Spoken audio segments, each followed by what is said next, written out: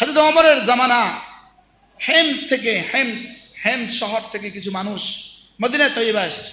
Medina Taiyaba Ayesha আসার পরে এরা হযরত ওমর বললেন, তোমাদের গভর্নরের নাম কি? বলে, আমাদের গভর্নরের নাম হলো সাঈদ ইবনে আমির আল জুমাহি। বলে, আচ্ছা ঠিক আছে, তোমরা তোমাদের হেমসের 100 জন দরিদ্রদের একটা তালিকা আমাকে দাও, গরিব মানুষের 100 জনের একটা তালিকা আমার কাছে দাও, আমি ওই গরিব মানুষদের জন্য কিছু বরাদ্দ দিব কেন্দ্রীয় সরকার থেকে। তো তারা 100 জন মানুষের একটা তালিকা দিছে, তার মধ্যে 1 নম্বর লিখছে তাদের আমিরের নাম। আপনাদের এই গ্রামে মেম্বারশিপ তো সবচেয়ে বেশি গরিব, কি বলেন? অবশ্যই সবচেয়ে বেশি গরিব। আমাদের গ্রামের মেম্বার সবচেয়ে গরিব, কারণ না হলে তো সদাকার দুম্বা উনি খাইতেন না। আমার বুঝেন না, সদাকার দুম্বা উনি খান কেন বলেন?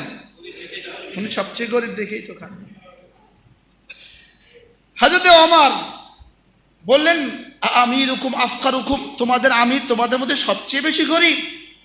হ্যাঁ, আমিরুনা আফকারুনা, আমাদের আমির আমাদের মধ্যে সবচেয়ে বেশি গরিব। আচ্ছা, বললেন যাও তোমরা মেহমানখানা যাও। তাদেরকে মেহমানখানা পাঠিয়ে দিলেন। একজন তাগড়া নওজোয়ান রাষ্ট্রদূতকে ডেকে পাঠালেন, দূতকে ডেকে পাঠালেন, একটা তাগড়া ওট লও, তাগড়া ঘোড়া লও, আমার পক্ষ থেকে একটা গিফট আছে, গিফট, এটা হেমসের গভর্নরকে পুষিয়ে দিবা।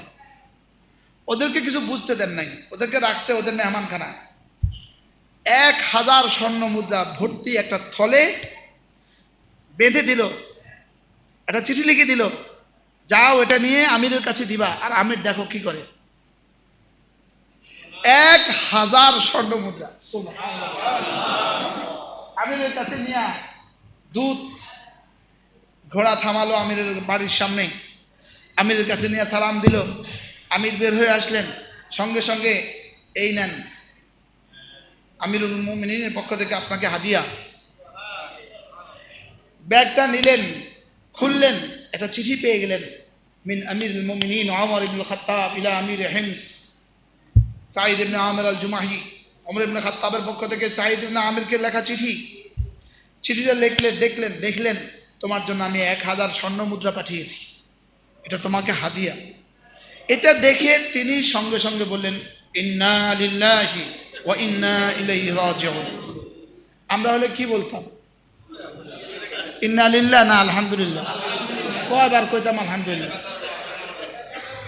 শুধু এ সামনে কইতাম না, সারা রাত কইতাম। এত জোরে ইন্না লিল্লাহ পড়লেন, বিবি ভিতর থেকে ছুটে আসছে। ইন্না লিল্লাহ কখন পড়ে? আকুতেলা ওমর, ওমর কি নিহত হয়ে গেছে? না না, বালিল আমরু আ'যামু মিন যালিক, ব্যাপারটা এর চেয়েও সঙ্গীন, ব্যাপারটা এর চেয়ে কঠিন। সুবহানাল্লাহ বলবেন। ওমরের শাহাদাতের চেয়ে কঠিন বিষয় আর কি হইতে পারে? না, ব্যাপারটা এর চেয়ে কঠিন। কি হয়েছে বলো? আকুতুল মুসলিমুন ফি মারিকা, কোন যুদ্ধে কি সব মুসলমান শহীদ হয়ে গেছে? না, ব্যাপারটা এর চেয়ে কঠিন। কিতা? আরে বলো না, কি হইলো বলো আমারে। আতুইনি আলা যালিক, তুমি কি আমার এই মুসিবতে আমাকে সাহায্য করবা? আগে বলো। কে কাকে বলতেছে? স্ত্রী কি বলতেছে, এর মুসিবতে কি আমাকে সাহায্য করবা? বলো বলো। অবশ্যই করবো। ও উদখিলাত আলাইয়া দুনিয়া লিহালাকি আখিরাতি, আমার কাছে দুনিয়া ঢুকে গেছে আমার আখিরাতকে বরবাদ করার জন্য। বলো কি বলছে বলো। আমার কাছে দুনিয়া ঢুকছে আমার আখিরাতকে কি করার জন্য?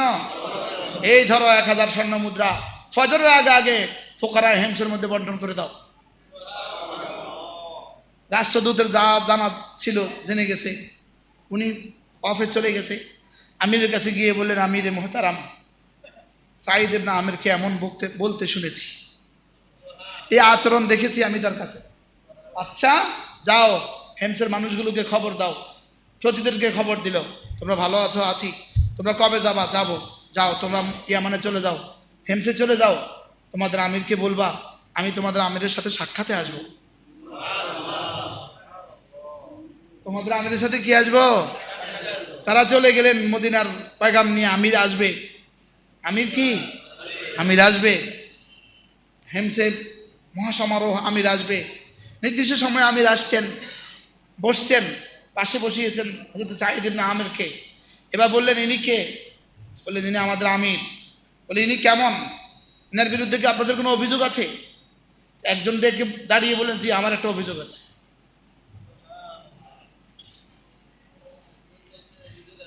আমার একটা কি আছে? ওরে বাপ রে বাপ, হ্যাঁ, সাহস কত বড়! আমার একটা অভিযোগ আছে। আচ্ছা কি অভিযোগ বলো? ইনি প্রতিদিন দিনের বেলা আমাদের কথা শুনেন, রাতে ইনি আমাদের কথা শুনেন না। ইনি কখনোই আমাদের রাতের দরজা খোলেন না। ইনি প্রজা সাধারণের জন্য রাতে দরজা খোলেন না, ইনি দিনে দরজা খোলেন। দিনে আমাদের কথা শুনেন, রাতে কথা শুনেন না। আমির তো রাগ হয়ে গেছে, কারণ দর্শান, জবাব দেন, জবাব দেন, জবাব দিতে হবে আপনাকে। আপনি ওদের দিনে কথা শুনেন, রাতে কথা শুনেন না কেন? আমির বললেন হযরত বলার তো ছিল না, লেকিন এখন তো বলতেই হবে। কাসসামতু হায়াতি বিকিসমাইন, আমি আমার জীবনকে দুভাগে ভাগ করেছি। এক ভাগ দিয়েছি জমিনওয়ালাদেরকে, আরেক ভাগ দিয়েছি আসমানওয়ালাকে।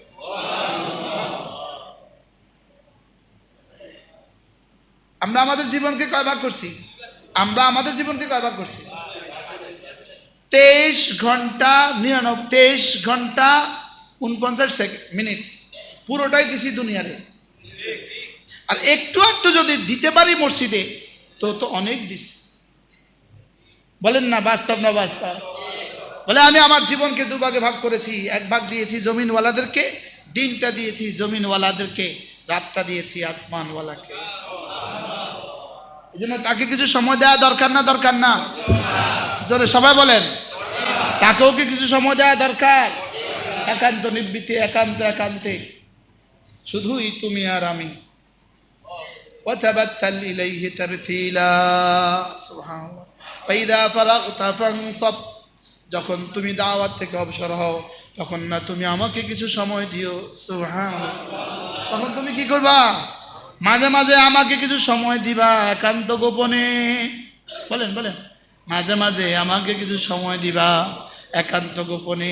এখানে রাখবা আমাকে সঙ্গে, ওখানে রাখবো আমি তোমাকে সঙ্গে। এখানে তুমি ডাকবা আমাকে, ওখানে আমি তোমাকে রহমত দিয়ে ঢেকে দিব তোমাকে। এখানে ডাকবা তুমি আমাকে, ওখানে ডাকবো আমি তোমাকে। তুমি আমাকে ডাকবা দিনে, তুমি আমাকে ডাকবা রাতে, তুমি আমাকে ডাকবা কখনো নামাজে, কখনো জিকিরে, কখনো রোজায়। তুমি আমাকে ডাকবা কখনো তেলাওয়াতে, কখনো জিকিরে, কখনো নামাজে। তুমি আমাকে ডাকবা তোমার মতো করে, আমি তোমাকে ডাকবো আমার মতো করে। তুমি আমাকে ডাকবা তোমার যোগ্যতা দিয়ে, আমি তোমাকে ডাকবো আমার যোগ্যতা দিয়ে।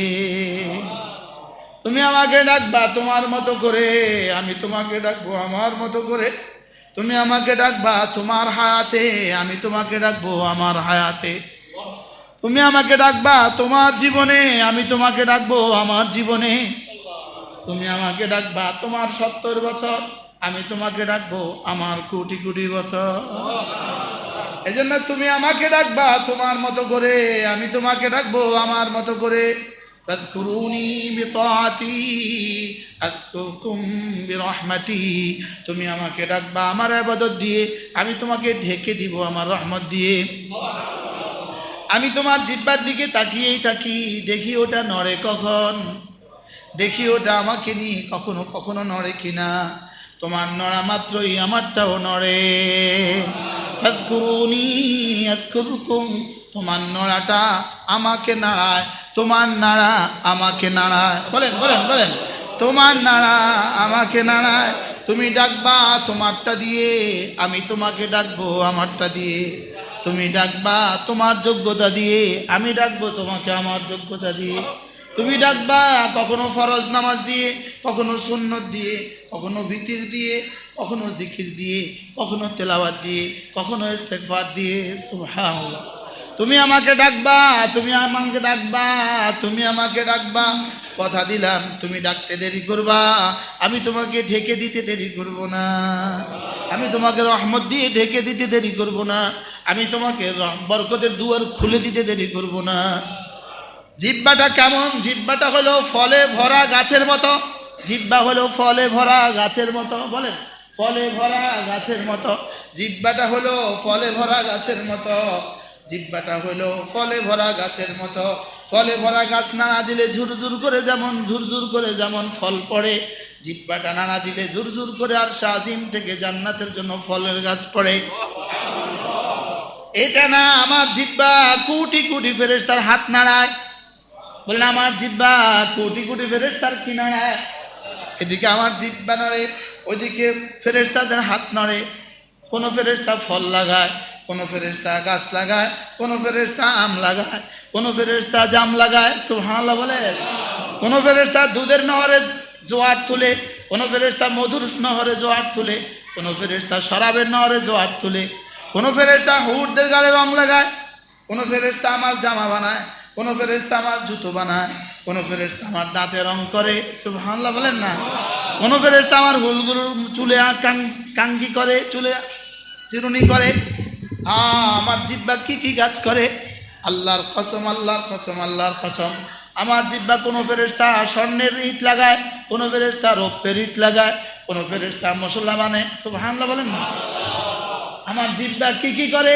আমার জিহ্বা তোমার কল্পনা যা আছে তার চেয়ে কোটি কোটি গুণে বেশি করে।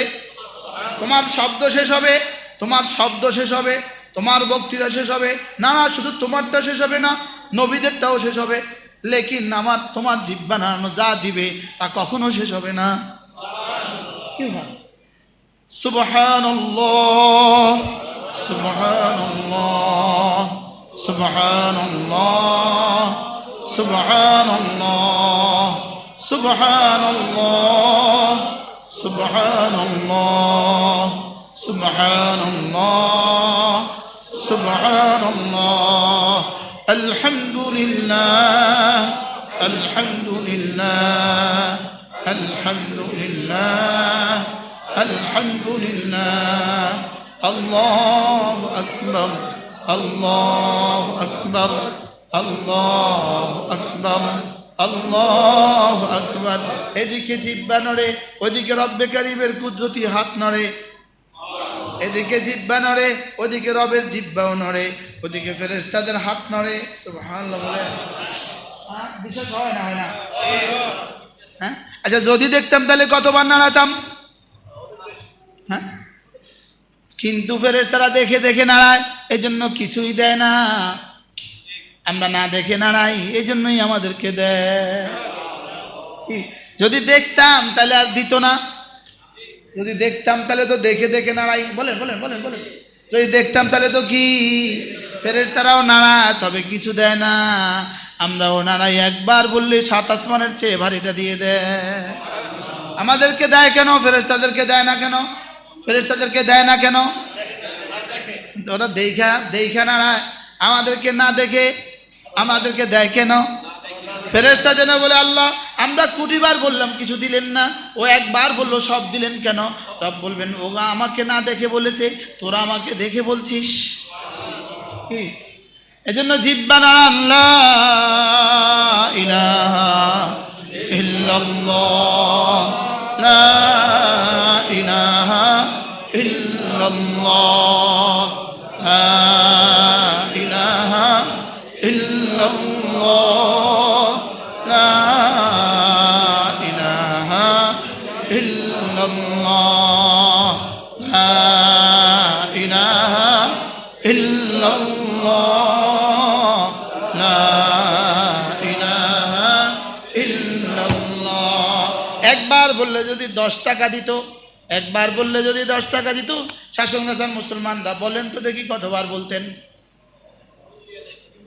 হ্যাঁ, একবার বললে যদি 10 টাকা দিত, মসজিদ থেকে আর কে কে বের হইতো? হ্যাঁ, অথচ একবার বললে 10 দুনিয়া বরাবর জান্নাত। বলেন, একবার বললে লা ইলাহা ইল্লাল্লাহ, লা ইলাহা ইল্লাল্লাহ, লা ইলাহা ইল্লাল্লাহ, দিয়েছে রব আমার জন্য, আমাদের জন্য রব কি রেখে দিয়েছে? লা আইনুন রাআত ওয়ালা উযুনুন সামিআত ওয়ালা খাতরা আলা কলবি বাশার। আমি না তোমাদের জন্য এত মজা রেখে দিয়েছি, এত মজা, কোনো চোখ যেটা দেখে নাই, কোনো কান যেটা শুনে নাই, কোনো দিল যেটা কল্পনাও করতে পারবে না।